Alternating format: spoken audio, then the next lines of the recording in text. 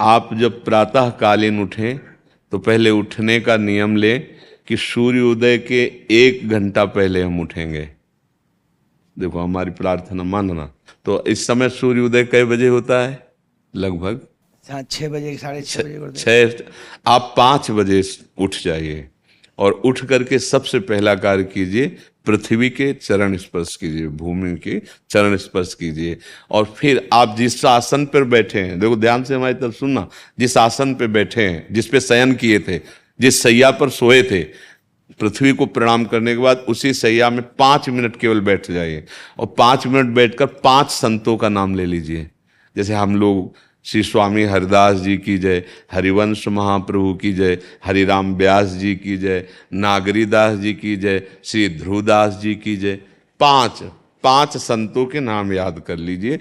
इसके बाद नीचे उतरिए और पहले जो अपने माता पिता, अगर वो शयन कर रहे हैं तो कोई बात नहीं है, अगर वो शयन नहीं कर रहे हैं तो पहले जाकर माथा रखकर उनको प्रणाम कीजिए। इसके बाद आधा लीटर या 1.25 लीटर जितना आप जल पी सकते हैं, उस जल को आप हल्का सा गर्म करवाइए अपने माता पिता से, जो भी आपकी सेवा में हो, या अगर आप स्वयं कर सकते हो तो स्वयं हल्का सा। अगर 500 ग्राम पी जाए तो और अच्छी बात है, और इससे ज्यादा पी जाए तो अच्छी बात है। वज्रासन में बैठना आता है? वज्रासन जानते हो आप लोग? देखो वज्रासन, वो देखो बैठ रहे हैं, ये दोनों पैरों को ऐसे करके इससे बैठकर जल पिया जाए। ये आपके ब्रह्मचर्य की रक्षा करेगा, कब्ज नहीं होने देगा और आपके मस्तिष्क की गर्मी को ठंडा करेगा। ऐसे वज्रासन में बैठकर धीरे धीरे 5 या 10 मिनट में जल पिया जाए, एकदम न पिया जाए। गिलास में लेकर के 500 ग्राम जल धीरे धीरे उसको पिया जाए। फिर इसके बाद आपको 100-200 कदम टहलना है। फिर इसके बाद आप शौच जाइए। शौच अगर आपका पेट साफ हो जाता है, अगर नहीं साफ होता है, कोई ऐसी परेशानी लगती है, तो 1 चम्मच ईसबगोल की भूसी और छोटी हर का आधा चम्मच अगर रात्रि में दूध से या पानी से ले ले तो वो बार बार शौच नहीं लगाएगा, पर आपकी आंतें साफ हो जाएंगी। शौच जाने के बाद स्नान करें और फिर तुरंत, अगर आपको व्यायाम आता है तो करे, नहीं तो सीधा सरल बात होती है, 20 बार बैठ जाए बैठक और 10 बार लेटने वाली दंड। और इसके बाद जो अनुलोम विलोम, जो इससे खींचे इसे छोड़ दे, इससे खींचे इसे छोड़ दे। इसके बाद दोनों हाथ ऐसे करके 7 बार ऐसे करे, सीधा खींचे और सीधा छोड़ दे। इतना ही तुम्हारे लिए प्राणायाम की आवश्यकता है। अब अपनी दिनचर्या में लग जा। जो पढ़ाई का कार्य दिया गया है, आगे तुम्हें और भजन की बात हम नहीं कह रहे, जो पढ़ाई का कार्य दिया गया है वो भगवान की ही पूजा है। आपकी दिनचर्या जो आपको अपने गुरुजी या टीचर जी को जाके प्रमाणित करनी है, कल जो पढ़ाई गई थी आज के लिए, वो आप सुबह सुबह उस समय व्यायाम के बाद, तो आप देखना आपकी स्मृति बहुत प्रवीण हो जाएगी।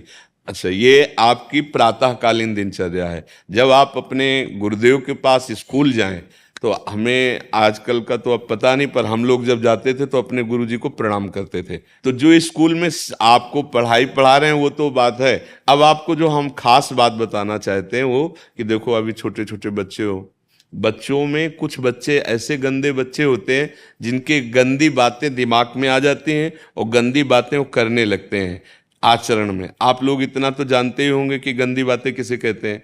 आप लोगों के पास अगर मोबाइल है तो कभी गंदी बात देखना नहीं।